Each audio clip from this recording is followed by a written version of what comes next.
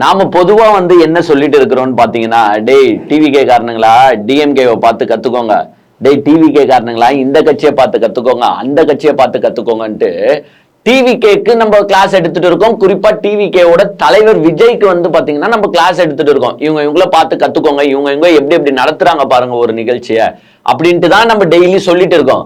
But அது பாத்தீங்கன்னா ஆக்சுவலாவே தப்புங்க. டிவிகே மத்த கட்சிகளை பார்த்து கத்துக்க கூடாது. மத்த கட்சிகள் அதுவும் குறிப்பா டிஎம்கே என்ன பண்ணணும்னா டிவிகேவை பார்த்து கத்துக்கணும். ஏன் இத சொல்றேன்னா, ஒரு நம்மளால ஒரு விஷயம் நடந்து போச்சு, ஒரு 41 பேரும் இறந்தும் போயிட்டாங்க. அதை எவ்வளவு சூப்பரா அழகா பிளே பண்ணி மக்கள் அப்படியே திசை திருப்பி அந்த ஒரு காசுன்ற ஒரு ஆசைய ஒரு மாயை உருவாக்கி அதை எப்போ கொடுக்கணும் எப்படி கொடுக்கணும் அப்படின்றத திட்டம் போட்டு பிளான் போட்டு அழகா எக்ஸிக்யூட் பண்ணிருக்காங்க பாருங்க. இது மாதிரி டிஎம்கே பண்ண தெரியுமா? பண்ண தெரியாது. ஏடிஎம்கே காட்சி பண்ண தெரியுமா? சத்தியமா பண்ண தெரியாது. 75 வருஷமா இந்த தமிழ்நாட்டை ஆண்டுட்டு இருக்கிற இந்த கட்சிகளுக்கு கூட இவ்வளவு புரிதல் இருக்காது. மக்களை எப்படிலாம் முட்டாள்தனமாக ஆக்கணும் அப்படின்றது இந்த கட்சிகளுக்கு தெரியுமானா சத்தியமா தெரியாதுங்க. ஏன்னா இந்த கட்சிகள் திமுகவா இருக்கட்டும் அதிமுகவா இருக்கட்டும், இந்த கட்சிகள் என்ன பண்ணணும்னா முட்டாள்தனமா இருக்கிற மக்களை அறிவுபூர்வமா எப்படி சிந்திக்க வைக்கிறது, அறிவை எப்படி கொடுக்கிறது அப்படின்ட்டு தான் இந்த கட்சிகள் யோசிச்சு. ஆனா தாவேகா குறிப்பா விஜய் எப்படின்னா அறிவா இருக்கிற மக்களையும் என்னால முட்டாள் ஆக்க முடியும்டா அப்படின்ட்டு தான் முட்டாள் ஆக்கின்னு இருக்காரு. குறிப்பா ஒரு படத்தோட டைலாக நான் கோட் பண்ணணும்னு விரும்புறேன். எங்க செம்ம டென்ஷன்ல இருக்கேன், பட் நான் டென்ஷனே படக்கூடாதுன்னு நினைச்சுன்னு இருக்கேன். ஏன்னா செத்து போன அந்த குடும்பங்களுக்கே இல்லாத டென்ஷன் நமக்கு எதுக்கு? இல்ல நமக்கு எதுக்கு அந்த டென்ஷன்? நம்ம ஏன் கத்தணும்? நம்ம உக்காந்தீங்கன்னா அந்த குடும்பத்துக்காக கத்தின்னு இருந்தா அந்த குடும்பம் உக்காந்தீங்கன்னு என் புள்ள போனாலும் பரவாயில்லைங்க, என் புள்ள எந்த ஆசையோட அந்த மீட்டிங்க்கு போனானோ அந்த ஆசை நிறைவேறணுங்க, தலைவரு சிஎம் ஆகணுமுங்க, சிஎம் ஆகணும் அப்படின்ட்டு அந்த குடும்பம் பேசும்போது நான் ஏன் அந்த குடும்பத்துக்காக ஃபீல் பண்ணணும்? நான் சிரிச்சுன்னு தான் பேசுவேன். யாருன்னா கமெண்ட்ல திட்டினா கூட திட்டுங்க, நான் இன்னைக்கு ஃபுல்லா சிரிச்சுன்னு தாங்க பேசுவேன். ஆனாலும் பாருங்களேன், சிரிச்சுன்னு தான் பேசுவேன்னு சொல்றேன், ஆனா சிரிப்பு வரதானா வர மாட்டுது. பிகாஸ் நம்மளுக்கு அவ்வளோ டென்ஷனு. ஏன்டா இப்படிலாம் இருக்கிறீங்கன்ற மாதிரி. இப்போ ஒரு படத்தோட டைலாக நான் சொல்றேன் கேளுங்க. எல்லாரும் அந்த படத்தை பார்த்திருப்பீங்க, சதுரங்க வேட்டை. அந்த படத்துல ஹீரோ ஒரு டைலாக் சொல்லுவாரு, ஒருத்தவனை ஏமாத்தணும்னா அவன் கிட்ட கருணையை எதிர்பார்க்க கூடாது, அவன் ஆசையை தூண்டி விடணும் அப்படின்ற ஒரு டைலாக் இருக்கும். அந்த டைலாக் எக்ஸாக்ட்லி இந்த கரூர் இன்சிடென்ட்ல அப்படியே நம்ம மேட்ச் பண்ணலாம், 1% கூட மிஸ் பண்ணாம. ஏன்னா எப்படின்னு பாருங்களேன், நம்ம எல்லாரும் என்ன சொல்லிட்டு இருந்தோம், விஜய் கட்சியும் அட்லீஸ்ட் ரெஸ்பான்சிபிலிட்டி எடுத்துக்கோங்க, உங்களால இந்த சம்பவம் நடந்திருக்குன்றத ஒரு ஓப்பன் டாக்கு இல்ல ஓப்பன் ஸ்டேட்மெண்ட் விடுங்கணும். ஆனா அந்த கட்சியில இருந்து யாருன்னா அதுக்கு பொறுப்பேத்துக்கினாங்களான்னா கண்டிப்பா கிடையாது, ஒருத்தரும் கிடையாது. ஏன் விஜய் வெளியிட்ட வீடியோலயும் பாத்தீங்கன்னா அவர் அந்த கருணையோ அந்த எதையுமே பண்ணல.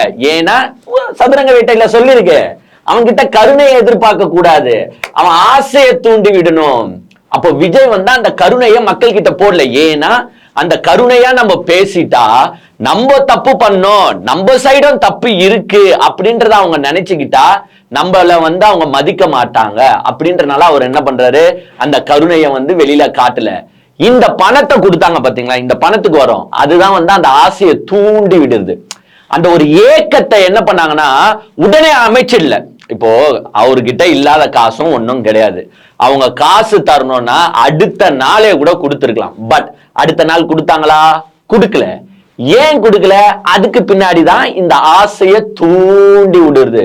மக்கள் கிட்ட ஒரு ஏக்கத்தை உருவாக்கி விட்டுட்டாங்க. இப்போ ஒன்னும் இல்ல, தமிழக அரசு என்ன பண்ணுச்சு, இன்னைக்கு இறந்தாங்களா நாளைக்கும் நாளன்னைக்கே தூக்கிட்டு போய் காசை கொடுத்துட்டாங்க. அது அப்போ அது எந்த மூமெண்ட்? அது ஆக்சுவலா அவங்க பாதிக்கப்பட்டிருக்காங்க. யாரா இறந்தாலுமே ஒரு 3 நாள் 5 நாள் அந்த துக்கம்ன்றது அவங்க மனசுல நிறையவே இருக்கும். சோ அந்த டைம்ல எடுத்துட்டு போய் தமிழக அரசு அந்த அமௌண்ட்டை தரும்போது அவங்களுக்கு எஸ் அவங்க எக்ஸ்பென்ஸ்க்கு யூஸ் ஆகும், நம்பர் 1 வச்சுக்கோங்க. பட் அதை கொண்டாடுற சந்தோஷம் அவங்க மூஞ்சில வருமானா வராது. ஏன்னா அந்த 3 or 5 days அவன் துக்கத்துல இருக்கான். அவன் குழந்தை இறந்திருக்கும், துக்கத்துல இருப்பான். அவன் அண்ணன் இறந்திருக்கும், அவன் துக்கத்துல இருப்பான். அவன் பொண்டாட்டி இறந்திருக்கும், அவன் துக்கத்துல இருப்பான். அவன் புருஷன் இறந்திருக்கும், துக்கத்துல இருப்பாங்க. இந்த டைம்ல தாவேகா தரணும்னு நினைச்சிருந்தா தந்திருக்கலாம். ஆனா அவங்க பாருங்க, அதுதான் சினிமாக்காரன். அதுதான். ஏன்னா சினிமான்றது 2 ஹவருக்கு ஸ்கிரிப்ட் எழுதுவாங்க.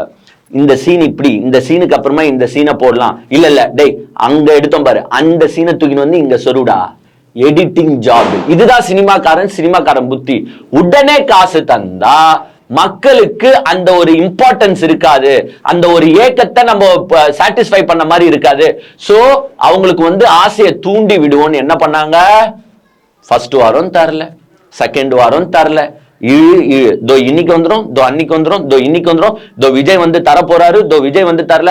ஏன் விஜய்க்கு வந்து அப்பயே தெரியாதா அக்டோபர் 17 போறாங்கன்னு பிளான் போட்டாங்களே, அப்பயே தெரியாதா 20ஆம் தேதி தீபாவளி எப்படா நம்ம அங்க போறது அப்படின்றது அவங்களுக்கு தெரியாதா? பட் இருந்தாலும் செட் பண்ணு, எல்லாம் ஏற்பாடு பண்ற மாதிரி இருக்கட்டும். ஏன்னா அந்த மக்கள் வந்து ஒரு வாரத்துல இந்த சாவலாம், அந்த மக்கள் எனக்கு தெரிஞ்சு நான் அப்புறமா திட்டி விட்டுருவேன் நல்லா, அந்த மக்கள் செத்து போன அன்னைக்கே கூட மறந்துட்டு இருப்பாங்கன்னு வச்சுக்கோங்க. ஏன்னா பேசுறது ஃபுல்லா அப்படிதான் இருக்கு. அந்த ஒரு வாரம் 2 வாரம் ஆகும்போது அந்த ஒரு வித கஷ்டம், அந்த உயிர் இல்லாத அந்த துக்கம் வந்து கொஞ்சம் கொஞ்சமா மறைய ஆரம்பிச்சிடும். ஏன்னா கிட்டத்தட்ட 3 வாரம் ஆயிடுச்சு. ஒரு வாரம் இல்ல ஒரு 10 நாள் வந்து அந்த துக்கத்தோட இருந்திருப்பாங்கன்னு நினைச்சுக்கோங்க. இந்த ரிமைனிங் டேஸ் அவங்க என்ன நினைச்சிருப்பாங்கன்னா, ஓஹோ எப்படியோ வந்து விஜய் சாரோட 20 லட்சமோ இல்ல 2 குழந்தை இருந்திருந்தா 40 லட்சம் வரப்போகுது, இந்த 40 லட்சத்தை நம்ம இதுக்கு பயன்படுத்தலாம், ஒரு லேண்ட் வாங்கலாம், இல்ல ஒரு வீடு வாங்கலாம், இல்ல இப்படி பண்ணலாம், இல்ல அப்படி பண்ணலான்ட்டு இந்த மக்கள் மனசுல ஒரு எண்ணோட்டம் ஓட ஆரம்பிச்சுட்டு இருக்கும். அதுதான் ஆசையை தூண்டி விடுறது. நல்லா தூண்டி விட்டுருக்காரு பாருங்க. ஏன்னா அந்த துக்கத்தோட இருக்கும் போது நீங்க இந்த பணத்தை பத்தி யோசிக்க மாட்டீங்க. துக்கம் மறைஞ்ச பிறகு ஒரு 20 லட்சமோ 40 லட்சமோ வரும்போது நம்ம என்ன பண்ணுவோம்னா, எங்க தீபாவளிக்கு ஒரு போனஸ் வரப்போதுனாலே நம்ம 1 மாசத்துக்கு முன்னாடியே பிளான் போட்டுருவோம். இந்த போனஸை வச்சு இஎம்ஐ கட்டலாம், இல்ல இது பண்ணலாம், இல்ல அது பண்ணலாம்னு பிளான் போட்டுருவோம். 20 lakhs 40 lakhsன்றது சின்ன அமௌண்டா? சோ இந்த அமௌண்ட்டை வந்து மக்கள் வந்து யோசிக்க ஆரம்பிச்சுட்டு இருப்பாங்க, இது பண்ணலாம் அது பண்ணலான்னு. இப்படி யோசிக்கும் போது அந்த குழந்தையோ அந்த அண்ணனோ அந்த புருஷனோ அந்த பொண்டாட்டியோ இறந்த துக்கம் மாறி போச்சு. சோ கரெக்டா என்ன பண்ணாங்க, அந்த டைம்ல எடுத்துட்டு வந்து காசை தராங்க. இப்போ என்ன ஆச்சு, துக்கம் சுத்தமா போச்சு. இப்போ எடுத்துட்டு வந்து நீங்க காசை நொட்டும் போது அவங்களுக்கு வந்து அது ஒரு பூரிப்பாயிடுது. நான் அவங்களையும் ஃபுல் தப்பு பண்ணல, எஸ் அது நார்மல் ஹியூமன் மைண்டு தானே. குழந்தை தான் போச்சு, நம்மளுக்கு தான் இப்போ 2 குழந்தைங்க ஒரு வீட்டுல செத்துருக்கு.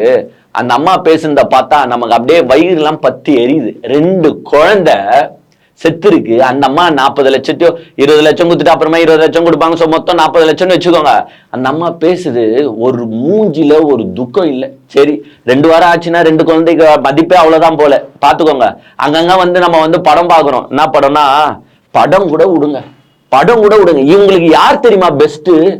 இந்த வெஞ்சன்ஸ் எடுத்து கொலை பண்றானுங்க பாருங்க. எங்க நான் கொலையை ப்ரொமோட் பண்ணல, வயலன்ஸை ப்ரொமோட் பண்ணல, பட் இருந்தாலும் இவங்களுக்கு இவங்க எவ்வளவோ பெஸ்ட்னு எனக்கு தோணுது. இப்போ எது ஒரு நான் கொலை வந்து ஒண்ணு படிச்சேன், அழகு ராஜான்றவர் நினைக்கிறேன். அவங்க அப்பா வந்து போட்டு தந்ததுக்கு அப்பா ஒரு சின்ன வயசு, அவங்க அம்மா கூட இப்போ ஆம்ஸ்டாங் கேஸ்ல வந்து உள்ள போயிருக்காங்க. அப்பா அந்த பையனுக்கு சின்ன தாமரையோ மலர்கொடியோ நம்ம பேர் மறந்துச்சுங்க. அந்த பையன் சின்ன வயசுல அவங்க அப்பா இறந்து போறாரு கொலை பண்ணி. அந்த பையன் 22 வயசு வரைக்கும் அந்த வெஞ்சன்ஸை வச்சு இப்போ போய் அவங்க அப்பாவை யார் கொலை பண்ணானோ அவனை கொலை பண்ணான். இதுதாங்க பாசம். ஏங்க 22 வருஷம் அப்ப அவன் நெஞ்சுக்குள்ள அந்த ஒரு எங்க அப்பாவை நீ கொண்டுட்டலடா, உன்னை விட மாட்டேன்டா அப்படின்ற வெறி. அது ஆக்சுவலா தமிழனோட உணர்வு. அப்பாவை இறந்திருந்தாலும் சரி, குழந்தைய இறந்திருந்தாலும் சரி, என்ன கொண்டவங்கள நான் விட மாட்டேன்ற அந்த வெஞ்சன்ஸ் எடுக்கிறது அது ஒரு வித உணர்வு. அந்த உணர்வை பெஸ்ட்ன்னு நினைக்கிறேன் இதுங்ககிட்ட. ஏன்னா என்ன மாதிரி பண்ணிருக்காங்க. 2 குழந்தைய இறந்துட்டு அந்த அம்மா பேசுது, என் 2 குழந்தை என் குழந்தைங்க தாங்க போனாங்க, செத்து போயிட்டாங்க. தலைவர் வந்து கொடுத்துருக்காரு, காசு கொடுத்துருக்காரு, தலைவர் வரணுங்க 2026ல அவர் தாங்க சிஎம் ஆகணும். என்னடா டே, ஒரு 2 குழந்தைங்க இறந்து போய் கிடக்குது, அந்த அம்மா அந்த மாதிரி சினிமா டைலாக் பேசிட்டு போகுது. இதை பார்க்கும்போது நம்மளுக்கு இங்க பக்கு பக்குன்னு இருக்கு. ஏண்டா இப்படி ஒரு மக்கள் இருந்தா அப்புறமா இந்த சினிமாக்காரன் இல்லைங்க, எந்த சினிமாக்காரன் வேணாலும் வரலாம். ஏன் சினிமாக்காரன் பிஜேபி ஆட்சிக்கு வந்துடும் போலியே, அந்த மாதிரி தான் இவங்க ஆக்டிங் இருக்குது, ஓவர் ஆக்டிங். சரி குழந்தைய பறி கொடுத்ததுதான் இப்படி பேசுது. இப்போ குழந்தை ஏங்க இதுன்னு பேசுறேன்லாம் யாரும் என் மேல தப்பா நினைக்காதீங்க. இவங்களுக்கு எல்லாம் இவ்வளவுதான் மரியாதை, மானம் கெட்டு போய் கிடக்குது. அவன் வந்து இந்த வீடியோஸ் எல்லாம் ஸ்ப்ரெட் பண்ணி காரி துப்புறான். நான் சத்தியமா சொல்றேன், நார்த் இந்தியாவே தேவலாம் போல. இது நார்த் இந்தியாவுக்கே நம்ம போயிடலாம் போல. இங்க அப்படி இருக்குது பௌச்சி. அந்த அந்த அவங்க குழந்தைங்களை பத்தி பேசுறதுக்காச்சும் நான் என்ன நினைச்சேன்னா, சரி நம்ம மனச இது பண்ணிக்கிறோம், சாட்டிஸ்ஃபை பண்ணிக்கிறோம். நான் என்ன நினைச்சேன் தெரியுமா, சரி விடு, 2 சின்ன குழந்தைங்க. ஸோ சின்ன குழந்தைங்கன்னு போது அவ்வளோ வந்து அம்மா அப்பாவோட பழகி இருக்காது. மிஞ்சி போனா ஒரு 5 வருஷம் 6 வருஷம் தான் பழகி இருப்பாங்க. ஸோ அதனால மேபி அவங்களுக்கு அந்த ஃபீலிங்ஸ் வந்து ரொம்ப இல்லை போல. ஸோ அதனால வந்து ஒரு 2 வீக்ஸ் 3 வீக்ஸ்ல மறந்துட்டாங்க. இதே பெரியவங்க யாருன்னா செத்து இருந்தா, கூடவே பழகினவங்க யாருன்னா செத்து இருந்தா ஏக்கம் ஜாஸ்தியா இருக்கும் அப்படின்னு நினைச்சா, ஒருத்தன் வந்து அவங்க தம்பியை பறி கொடுத்துருக்கான் போல. தம்பியா, அந்த அண்ணன் என்ன தெரியுமா பேசுறாரு, ஃபர்ஸ்ட் விஜய் கட்சியில இருந்து யாருமே என்ன வந்து பார்க்கல, நாங்க ஒரு வேலை கம்யூனிட்டி பேஸ்ன்றனால வந்து பார்க்கலையே அப்படி இப்படின்னு பேசிட்டு, இப்ப அந்த அண்ணன் என்ன தெரியுமா பேசுறாரு, காசு வந்துருச்சு போல. இப்ப வந்து என்ன பேசுறாருன்னா, பரவாயில்லைங்க விஜய் அவர் வரணுங்க, என் தம்பி எதுக்காக அவருக்கு கஷ்டப்பட்டானோ அது மாதிரி இப்ப அவன் போனா என்னங்க, தம்பி போனா என்னங்க, நெக்ஸ்ட் நான் போராடுவாங்க, விஜய் தலைவருக்காக நான் போராடுவேன், நான் உயிரை கூட கொடுக்க தயார்.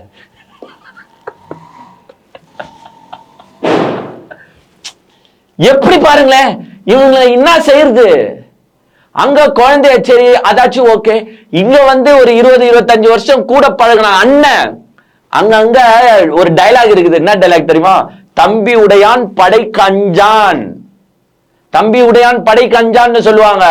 ஆனா இங்க தம்பி இறந்து போயிட்டான், அதுக்கு ஒன் ஆஃப் த காரணம் வந்து இந்த விஜய் தான். ஆனா 20 லட்சம் வந்த உடனே அவருக்காக நான் உயிரை கூட கொடுக்க தயாருங்க. இங்க இந்த சீனு. இன்னொன்னு புள்ளைய இறந்த பாட்டி, அவங்க பேசுற டயலாக் பாத்தீங்கன்னா ஐயோ ஐயோ ஐயோ டென்ஷன் ஆகுது. என்னங்க இப்படி ஆகி போயிருக்கீங்க. கண்டிப்பா அந்த புள்ள வின் பண்ணுங்க, வின் பண்ணி 2026ல சிஎம் ஆகணுங்க. அவரு தாங்க என் புள்ள எதை நினைச்சு போனானோ அது நடந்துச்சுங்க. இன்னொருத்தங்க, நாங்க யாருமே வந்து கிட்ட கூட பார்த்தது இல்லைங்க, அந்த குடுப்புனே எங்களுக்கு இல்லைங்க. இப்போ என் பிள்ளையாச்சும் பார்த்திருக்கேன், ஆனா என்ன அதுக்கு வந்து நஷ்ட ஈடா நாங்க ஒரு பலியை கொடுத்துட்டோம். பரவாயில்லங்க. இவங்களெல்லாம் எடுத்துன்னு போய் எங்க தெரியுமா விடணும், இந்த குழந்தைகள் இல்லாம கஷ்டப்பட்டு இருக்காங்க பாத்தீங்களா. பணம் இருக்கும், வயசு இருக்கும், ஆனா குழந்தை இருக்காது. ஊர் ஊரா கோவில் கோவிலா பண்ணாத பரிகாரம் இருக்காது, பண்ணாத ட்ரீட்மெண்ட் இருக்காது. ஒரு குழந்தை எப்படின்னா நம்ம வயிற்றுல உருவாகிடாதா அப்படின்ற ஏக்கத்துல நிறைய ஃபேமிலி சுத்திட்டு இருக்கு. அந்த ஃபேமிலிஸ் இந்த வீடியோ பார்த்துச்சுன்னு வச்சுக்க, காரி மூஞ்சில துப்போம். ஏண்டி டுபா கூறுங்களா, நாங்க ஒரு குழந்தை கிடைச்சிடாதான் எங்க வயிற்றுல, அதை நாங்க ராஜா மாதிரி வளர்க்கலான்ட்டு நாங்க வெயிட் பண்ணிருக்கோம். ஆனா 2 குழந்தைய பறி கொடுத்துட்டு நீ அசால்ட்டா பேசுற, ஒரு தம்பிய பறி கொடுத்துட்டு நீ அசால்ட்டா பேசுற அப்படின்னா அந்த ஃபேமிலிக்கு, அந்த குழந்தை இல்லாத ஃபேமிலிக்கு இந்த வலி தெரியும். ஒண்ணு இல்ல, இப்ப அவங்களுக்கு என்ன 2 குழந்தைய பறி கொடுத்துட்டாங்க, அவங்க என்ன இப்ப 3வது கூட குழந்தைய பெத்துக்கலாம். இதே உங்களுக்கு குழந்தையே பெத்துக்காது. சில பேர்லாம் உங்களுக்கு தெரியும்ல, 2 குழந்தைக்கு அப்புறமா ஆபரேஷன் பண்ணிடுவாங்க. இதே ஆபரேஷன் பண்ணிட்டு இருந்தா என்ன பண்ணிருப்பாங்க. இந்த டைலாக் பேசுவீங்களா, வாரிசு இல்லாம உட்கார்ந்து இருப்பீங்களா வருஷத்துக்கும். எங்கங்க போகுது இந்த உலகம், டென்ஷன் ஆகுது நம்மளுக்கு. இப்படியே போனா இன்னும் என்ன தெரியுமா நடக்கும், வாங்க விஜய் கூட்டத்துக்கு போய் செத்து செத்து விளையாடலாம், நம்மளுக்கு வந்து 20 லட்சம் 30 லட்சம் காசு தருவாங்க. யாருன்னா நம்மளுக்கு பிடிக்காதவங்க இருக்கிறாங்களா, எந்த குழந்தைனா வந்து நம்ம பேச்சை கேட்காம இருக்குதா, தூக்கின்னு போய் அதை அந்த மீட்டிங்ல தள்ளி விட்டு சாவச்சிட்டு காசை வாங்கிக்கலாம் போல. அந்த மாதிரி ஒரு தாட்ஸ் தான் நார்மலா இங்க வந்து உருவாக்கி விடுறாங்க. ரொம்ப கேவலமா இருக்கு. நான் இந்த நியூஸ் சேனல்ஸ் வந்து நிறைய வாட்டி சொல்லியிருக்கேன், ஏங்க இது மாதிரி பதிவுகளை எடுத்து போடாதீங்க. ஏன்னா இது வந்து உண்மையா இது என்ன விஜய் கட்சிக்கும் இந்த தற்குறிகளுக்கும் என்ன மேபி ஒரு பூஸ்டப்பா இருக்கலாம். பட் நார்மலா படித்த அறிவாளிகள் இதை பார்க்கும் போது டென்ஷன் ஆவாங்க, அப்செட் ஆவாங்க. ஏன்னா எல்லாருமே நினைச்சிட்டு இருக்கிறது என்னன்னா, இந்த தமிழ்நாடு வந்து உயர்ந்துட்டு போகுது, எங்கேயோ வந்து போய் அமெரிக்காவுக்கு பக்கத்துல நிக்க போகுது அப்படின்னு தமிழ்நாடு நினைச்சுட்டு இருக்கும் போது இந்த மாதிரி பேச்சுகளை கேட்டா எங்கடா இது அகல பாதாளத்துக்கு போயிடுமோன்ற ஒரு எண்ணோட்டம் நம்மளுக்குள்ள வந்துடுது. அதனால இந்த பிரஸ்ஸஸ், ஏன் தமிழ்நாடு அரசு 10 லட்சம் குத்துச்சு இல்ல, அப்ப போயிட்டு எங்க தமிழக அரசு எவ்வளவு ஹெல்ப் செஞ்சுச்சுங்க, உங்களுக்கு ஹாஸ்பிட்டல் போஸ்ட்மார்ட்டம் எல்லாம் டக்குன்னு பண்ணி முடிச்சாங்களா, உங்களுக்கு வந்து அந்த நிவாரண தொகையோ டப்புன்னு வந்துச்சா, தமிழக அரசு எல்லா விதத்திலயும் ஒரு ஹெல்ப்ஃபுல்லா இருந்தாங்களா, இப்படி கேட்பாங்களா. அதெல்லாம் நாங்க கேட்க மாட்டோம். விஜய் சார் குடுக்குற வரைக்கும் வெயிட் பண்ணோம். அவர் வீடியோ பேசின உடனே தீனி போய் மைக்க நிப்பாட்டுறோம். வீடியோ பேசினாரு விஜய் சார், என்ன பேசினாரு, அழகா பேசினாரா, அழகா இருந்தாரா, இப்படி கேட்கறது. அவர் 20 லட்சம் குத்த உடனே இப்ப எப்படிங்க கோவமா இருக்குதா, இங்க உங்களுக்கு கோவம் போயிடுச்சாங்க. சில ப்ரொமோட்டர்ஸ் இருக்காங்க, நம்ம ஆளுங்க தான் துட்ட குத்து மக்கள் வாயாடிக்கும் போது துட்ட குத்து பிரஸ் கவர் பண்ண மாட்டாங்களா, சில சேனல்ஸ் அனுப்பி அதை வந்து ரீல்ஸா எடுத்து ட்ரெண்ட் பண்ண விடுது. பட்டு கேவலமான வகையில போய் நிக்குது. ஆனா இவங்க என்ன சொல்றாங்கன்னா, தீபாவளி கொண்டாடாதீங்க. யார் அந்த கட்சியோட பொதுச் செயலாளர் வந்து புஷியானந்த் வந்து ஒரு அறிவிப்பு போட்டு இருக்காரு. தீபாவளி யாரும் கொண்டாடாதீங்க, ஏன்னா கரூர்ல வந்து நம்மலாம் துயரமா இருக்கும், ஸோ தீபாவளி கொண்டாடாதீங்கன்னு சொல்லியிருக்காங்க. இதை சொன்னது யாருன்னு பார்த்தீங்கன்னா ஆயுத பூஜையை கொண்டாடினவங்க. எதே முஞ்சி இறந்த உடனே ஆயுத பூஜைக்கு பஸ்ஸு கிஸ் எல்லாம் பூஜையை போட்டு ஏதோ அதுதான் எம வாங்கணும், அந்த எம வாகனத்தால் தான் இவ்வளவு ஆக்சிடென்ட் நடந்துச்சு, அந்த எம வாகனத்துக்கு பூஜை போட்டு ஆயுத பூஜையை கொண்டாடின இந்த ஜீவன்கள் இப்போ வந்து தீபாவளியை கொண்டாடாதீங்க. ஏன் தீபாவளியை கொண்டாடாதீங்கன்னு சொன்னாங்கன்னா உங்களுக்கே நல்லா தெரியும். நம்ம சேனல்ல நம்ம ஆல்ரெடி பேசியிருந்தோம், விஜய் சார் உங்க கட்சி ஆட்கள் எல்லாம் தீபாவளியை கொண்டாட வேணாம்னு சொல்லுங்க அப்படின்னு நம்ம சொல்லியிருந்தோம். அவர் நம்ம வீடியோ பார்த்தாரா இல்லையான்னு தெரியல, அதனால தீபாவளியை கொண்டாடாதீங்கன்ட்டாரு. நம்ம கலாச்சி சொன்னோம், ஓகே அவர் ஏத்துன்னு பண்ணிட்டாரு போல. இப்ப நாங்க இன்னொரு ரிக்வெஸ்ட் வைக்கிறோம், தீபாவளியை நீங்க கொண்டாடாதீங்கனால எவனா அங்க ஸ்வீட் சாப்பிடாம இருக்க போறது கிடையாது. உங்க கட்சி ஆளுங்க ஒருத்தர் ஸ்வீட் சாப்பிடலன்னு சொல்லு, ஏன் மிஸ்டர் விஜய் நீங்க இன்னைக்கு ஸ்வீட் சாப்பிடாம இருக்கிறீங்கன்னு சொல்லு, ஏன் புஷியானந்த் நீங்க இன்னைக்கு சரக்கு அடிக்காம இருக்கீங்கன்னு சொல்லு. தீபாவளி கொண்டாடாம இருங்கன்னா என்ன அர்த்தம்? இது எதுவுமே பண்ணக்கூடாது தானே, ஸ்வீட் சாப்பிடக்கூடாது, புது ட்ரெஸ் போடக்கூடாது, சரக்கு அடிக்கக்கூடாது, நல்ல சாப்பாடு செஞ்சு சாப்பிடக்கூடாது மெயினா, அப்புறமா குடும்பத்தோட வெளியில சுத்தக்கூடாது. உங்க கட்சிக்காரங்க இல்ல உங்க கட்சி நிர்வாகிகள் யாரும் இதை செய்யலையா? ஏன் விஜய் செய்யலையா, புஷியானந்த் செய்யலையா? இன்னைக்கு வேற கீர்த்தி சுரேஷ்க்கு வேற தலை தீபாவளி நினைக்கிறேன். ஆமா, அவங்களுக்கு தலை பொங்கல் முடிஞ்சிச்சு, தலை தீபாவளி. அது வேற டாபிக்ங்க. நான் அந்த தலை தீபாவளிக்குள்ள போல விஜய் அங்க போயிருப்பாருன்னா நான் சொல்லல, அவர் வந்து துக்கத்துல இருப்பாரு, அவர் வீட்டுல தான் இருப்பாரு. பட் இருந்தாலும் கொண்டாட வேணாம்னு சொல்லியிருக்காரு. கீர்த்தி சுரேஷ் மேமும் வந்து பாத்தீங்கன்னா டிவிகேயோட ரசிகை தான், அவங்களும் வந்து தலை தீபாவளி கொண்டாடாம இருப்பாங்கன்னு நான் நினைக்கிறேன். ஏன்னா பாருங்க, தீபாவளி கொண்டாடாதீங்கன்ட்டீங்களே. இப்ப நான் இன்னொன்னு கேட்கிறேன், உங்க இப்போ மெயினா கீழ் ஜன மக்களுக்கு வந்து இந்த தீபாவளி வந்து ஒரு பட்டாசு வச்சுன்னு சுத்துறது, அந்த பட்டாசையும் வெடிக்க கூடாதுன்ட்டாரு. இப்போ விஜய் சார் வந்து ஒரு பெரிய தியாகம் பண்ணலாமே. ஜனநாயகன் படம் வருது, அந்த ஜனநாயகன் படத்தோட இதை வந்து ரிலீஸ் டேட்டை தள்ளி வைக்கலாம்ல. எங்க 41 பேர் இறந்து போயிருக்காங்க, இன்னொரு 2-3 மாசத்துல ஜனநாயகன் படம் வரப்போகுதுங்க. விஜய் சார் ஒரு வருஷத்துக்கு தள்ளி வைங்க சார். எதுக்கு அந்த படம் இப்போ நம்மளுக்கு துக்கத்துல இருக்கும்ல, தள்ளி வச்சா என்ன குறைஞ்சா போயிட போகுது?